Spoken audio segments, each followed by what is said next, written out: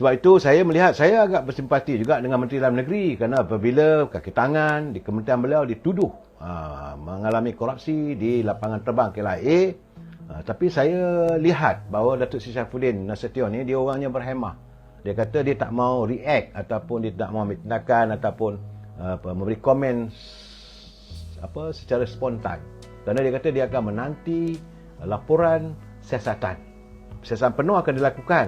Kerana menurut Menteri Dalam Negeri, Datuk Seri Saifuddin Ismail, dia memaklumkan bahawa pihaknya sedang menunggu laporan penuh berhubung insiden berlaku kekecohan di lapangan terbang antarabangsa yang melibatkan Menteri Pelancongan Seni dan Budaya Datuk Seri Tiong Keng Sik, dan juga dengan Jabatan Immigration yang duduk di bawah kementerian beliau. Jadi memetik laporan media, Datuk Seri Saifuddin berkata tindakan itu diambil sebelum memutuskan langkah seterusnya. Saya sedang menunggu laporan penuh dan pasti beliau akan bertindak. Baik, saya sebenarnya dapat, bukan saya tak dapat, tapi saya rasa saya tengah menimbangkan apakah saya perlu membaca atau tidak. Itu bagaimana tentang kronologi ataupun terjadinya kes tersebut. Tapi dia melibatkan butiran warga Cina yang datang yang menimbulkan masalah di lapangan terbang itu kerana beliau tidak diizinkan masuk ke negara kita ini. Dia namanya Wang Zhu. Nombor pasport tak boleh saya cerita, berasal dari negara Cina. Namanya Wang Zhu katanya. Bahawa pada 28 Jun kejadian berlaku ke jam 10.30 malam. Melibatkan antara pegawai immigration bernama Encik Yazid. Dia bertugas di kaunter rujukan. Katanya bila disoal jawab, saya tak boleh baca semua saudara. Bila ditanya, dia tak boleh berbahasa dalam bahasa Malaysia atau bahasa Inggeris. Dia tak tahu. Dia cuma boleh berbahasa Cina saja. Dan apabila disiasat, dia tidak mempunyai tiket kapal terbang untuk pulang ke negerinya. Setiap pelancong yang datang, dia mesti mempunyai tiket datang dan balik. Macam kita lah kalau kita pergi ke luar negara. Saudara, kalau pergi ke London ke, pengarah immigration tu akan bertanya, berapa hari kamu duduk kat London ni? Kalau kita kata seminggu, dia akan tanya duduk di mana. Kita akan tulis hotel ke atau rumah saudara ke. Dan mesti ada juga tiket yang membuktikan kita boleh balik semula ke negara asal kita. Jadi pegawai immigration semua bertanya, jawapan dia gagal untuk menunjukkan tiket. Mana kertinya dia datang one way tiket saja. Ini yang sedang kita alami. Banyak orang kita mengatakan bahawa adanya berlaku pelancong-pelancong datang tak dapat dikesan, dia tak balik. Mungkin kerana macam ni lah, tiket untuk pulang ke negeri asalnya tidak ada. Satu. Yang kedua, persoalannya apabila disiasat bahawa dia tak tahu. Cuma lah pegawai itu katanya mengikut cerita yang saya baca tu, saya ada seorang wanita di luar lapangan terbang menghubungi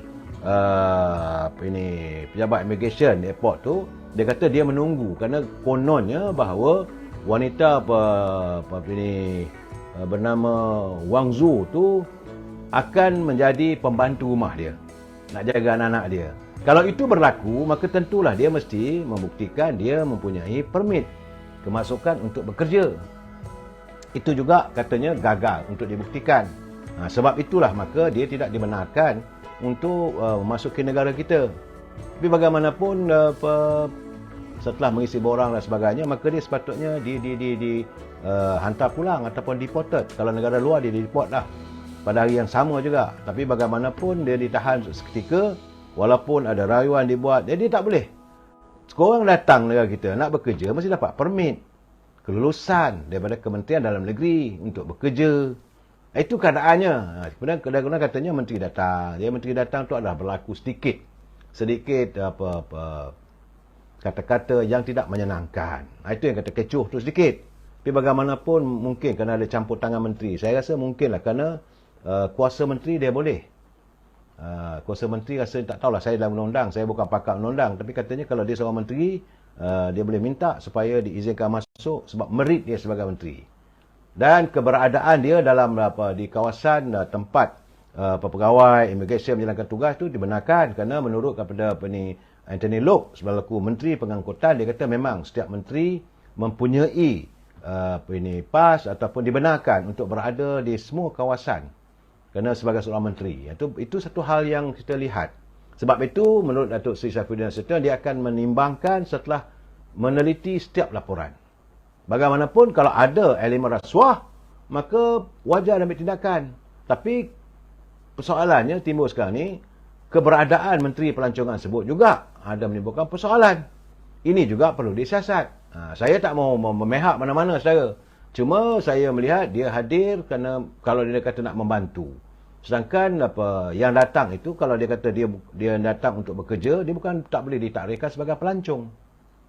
Jadi kalau kuasa dia sebagai Menteri Pelancongan, tak bolehlah dia kata dia datang ini untuk melayan sebab dia ni sebagai pelancong. Tapi kena tuduhan, minta duit dan sebagainya, itu terpulang biarlah. Sebab ada CCTV yang akan merakamkan. Saya harap kita bertenang dulu, kita tunggulah kenyataan daripada Yang Berhormat Datuk Seri Saifuddin Nasution selaku Menteri dalam negeri yang bertanggungjawab atas urusan kemasukan pelancong ataupun pekerja asing. Sama saya melihat dalam kenyataan itu katanya, kalau ada orang di luar katanya lah, saya dalam laporan itu, bahawa wanita tersebut nak bekerja, membantu jaga anak dia, saya rasa itu memang melanggar undang-undang lah. Dan kalau dia datang sebagai pelancong, dia mesti membuktikan dia ada tiket untuk pulang balik dan kena bagi tahu nak tinggal di mana. Hotelnya, katalah dia kata ada China, dia kata nak melawat Melaka, dia kena tulis lah. Sebab sebelum datang ke sini, dia tentulah buat persiapannya.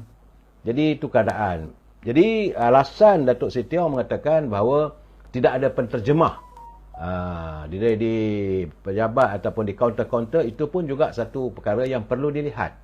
Ada kebenarannya lah, sebab ada juga pelancong-pelancong yang datang tu terdiri daripada warga Cina, warga Korea, warga Taiwan, begitu juga warga daripada Arab. Jadi perlulah ada penterjemah. Itu pandangan seorang Menteri Pelancongan yang baik, saya rasa. Tapi cuma dia kalau isu ini, saudara, saya tak tahulah, saya cik putih dia kata itulah. Akhirnya rakyat akan melihat tingkah laku menteri. Kalau dia terjah ataupun mencampur tangan urusan pegawai penguasa, itu salahlah bagi saya. Bagaimanapun, sebagaimana saya katakan tadi, apabila seseorang itu berada dekat kawasan ataupun melaksanakan penguatkuasaan, mereka juga terdedah pada korupsi. Ini yang perlu kita hayati dan perlu kita tangani. Dan kita mengharapkan agar setiap penguatkuasa mereka mempunyai jati diri yang kuat untuk menolak budaya korupsi. Kita sekarang ni, saudara, dulu kalau saudara dengar ceramah-ceramah Datuk Seri Mat Sabu, dia kata saya dulu kalau pergi ke negara Indonesia tu, bila nak masuk saya selamat datang, bila nak balik yang immigration tu bercakap, ada dalam ucapan dia kata jangan lupa itu mau pulang lah, tapi rupiahnya tinggal dulu di sini pak. Itu macam ada elemen korupsi. Tapi setelah dibentras isu korupsi di Indonesia, alhamdulillah ekonomi Indonesia sudah meningkat, sudah mula meninggalkan kita. Orang negara luar pun lebih yakin. Saudara, itu keadaannya lah. Ramzul samalah menteri. Saya tak mau menuduh, saudara. Saya tak mau menuduh soalnya, tapi bagi saya seorang menteri harus bersikap sebagai menteri. Kerana bukan mudah. Kalau 27 orang menteri, hanya 27 orang daripada 32 juta rakyat. Mereka harus berterima kasih, harus bersyukur dapat menjadi menteri. Dan menteri mempunyai dikrinya, saudara. Tindakan menteri-menteri itu, mereka mempunyai bidang kuasa yang agak luas. Tapi janganlah mencampuri urusan penguatkuasaan. Saya harap begitulah. Menteri, dia sepatutnya membuat dasar. Tapi kalau menteri juga turun ke gelanggang, tengok orang buat itu sama, itu bagi saya campur urusan. Jangan. Pandangan saya lah, saudara. Itu caranya. Saudara, cuma, bila semalam saya bercakap tentang adanya masalah bicara politik dalam petah-petah politik dan juga fitnah yang menyelubungi negara kita, yang menjadikan suasana politik negara kita ni begitu bercempur jadinya. Cuma saya timbul persoalan, timbul pertanyaan, kenapakah pihak berkuasa tidak mahu menguatkuasakan, iaitu undang-undang Akta yang telah diluluskan pada tahun 2015. Jangan lupa, saudara, negara kita mempunyai Akta Pencegahan Keganasan ataupun POTA 2015 yang telah diluluskan oleh Dewan Rakyat dan boleh dikenakan kepada penghasut, kepada pembenci kerajaan di laman sosial. Dalam apa sajalah, saudara, laman sosial. Saudara, mereka boleh dikenakan tindakan. Polis boleh menahan mana-mana penyebar fitnah terhadap pemimpin negara, termasuk yang mengubah suai gambar pemimpin pun. Mereka yang mewujudkan dan menanam kebencian di kalangan rakyat. Kalau itu tindakannya, mereka juga boleh ditahan di bawah Akta Portal, saudara. Dan tahanan portal minimalnya, saudara, 2 tahun. Tidak boleh dicabar di semua mahkamah.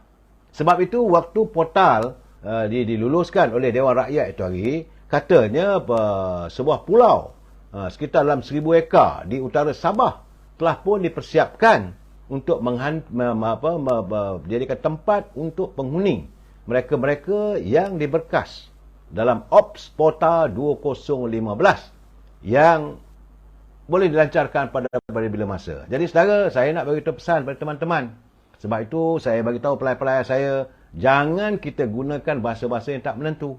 Saya sedihlah kalau anda pula terjebak dalam masalah yang boleh dikaitkan dengan portal, saudara. Portal ini adalah pencegahan, saudara. Kerana pihak polis boleh menahan siapa saja yang dilihat sebagai penyebar fitnah kepada pemimpin negara, termasuk yang mengubah suai gambar pemimpin, saudara. Ini benar, saudara. Jadi saudara Syahmi Mak Yusof, dengar tu walaupun bukan pasal apa, saudara, saya ingin mengingatkan, memang kita ada kebebasan bersuara, kita boleh bercakap, tapi biar ada fakta. Kalau itu dianggap sebagai fitnah dan dicabar oleh menteri itu, maka 2 tahun, saudara. 2 tahun. Waktu portal ini diubah pada tahun 2015. Saya ingat lagi, saudara, waktu portal ini dibangkitkan ataupun mendapat kelulusan di Dewan Rakyat, baru duduk. Orang ni tak setuju, orang ni setuju, orang tak setuju. Dan setengah daripada mereka yang berada di luar kerajaan sekarang ini, saudara, mereka juga adalah terlibat dalam meluluskan portal ini. Tu saya heranlah bagaimana mereka boleh bercakap macam-macam cerita. Benda yang tak ada diada-adakan. Saya mengharapkan agar dalam keadaan begini, sewajarnya untuk menenangkan seketika, maka Akta Portal ini dilakukanlah. Sebab kita ada undang-undang. Jadi kata Syahmi Mak Yusof, berani buat kena bagi tanggunglah. Saya tidak selepan Omi. Dia Isa tak ada. Isa telah kita hapuskan. Tetapi portal ni ada. Dan ada pulau, saudara, di utara Sabah. Ada sebuah pulau sekitar dalam 1000 ekar luasnya. Nanti duduk kat sana lah. Jadi orang Sabah bah. Sebab itu masa PRU14 dan 15 banyak pemfitnah yang senang lenang, saudara Khairi going. Sebab itu saya mengharapkan agar teman-teman, sahabat-sahabat saya yang melayari pencerahan saya ini berhati-hati. Sebab itu saya kata saya tak izinkan anda menggunakan sebagainya. Sekarang ni secara memang tak boleh. Setiap negara ada undang-undang. Sebab itu kita kena balik kepada rukun negara. Perkara ketiga, kedaulatan undang-undang yang telah pun kita buat. Saudara, baik itu berhati-hati. Saudara, kalau saudara ambil gambar tu, bukan sahaja kita ni yang mendengar fitnah itu, malahan kita kongsi. Contoh, katalah saya buat gambar satu menteri tu. Gambar yang berupa memang menjelekkan, saudara. Masa saya post. Bila saya ambil gambar itu, saya hantar dan anda yang dapat itu, tolong post. Anda juga boleh dikenakan di bawah undang-undang portal, saudara. Ini kena ingat bahawa anda juga dianggap sebagai orang yang menyebarkan fitnah tersebut.